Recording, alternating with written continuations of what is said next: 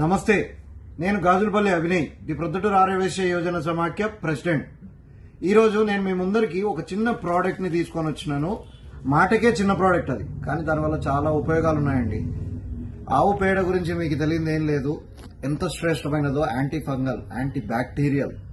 అలాంటి ఆవు పేడతో ఈసారి రాఖీ పండుగని మనం సెలబ్రేట్ చేసుకుందాం. ఎట్లా? ఇంటి ముందర అలికి కాదు, చేతికి ఆవు పేడతో చేసిన రాఖీలు కట్టుకొని, ఎంతో శ్రేష్టమైనది స్వచ్ఛమైన ఆవు పేడతో చేసిన రాఖీలు ఇవి. పండగ అయిపోయిన తర్వాత ఏవైతే మనం ప్లాస్టిక్ రాఖీల్ని చేసుకుంటామో అవి డిస్పోజ్ చేసి భూమికి భారంగా మారుతాయి. కానీ ఇది మట్టిలో కలిసిపోతుంది. మీ ఇంట్లో ఉండే పూల కుండీలలో కానీ లేదా గార్డెన్లో కానీ వేయడం వల్ల ఏమవుతుందంటే ఎరువులాగా కూడా పనిచేస్తుంది. జీవితం మొత్తం స్ట్రెస్, స్ట్రెయిన్ అని చెప్పేసి